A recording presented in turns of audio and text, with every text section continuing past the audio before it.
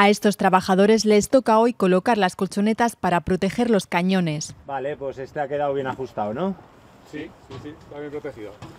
Vale. Aramón lleva varios meses preparando sus estaciones. Siguen reforzando la inhibición. Han revisado todos sus remontes y durante el verano también resembraron pistas. Ahora, en la recta final, antes del comienzo de la temporada, el trabajo en el taller también se intensifica.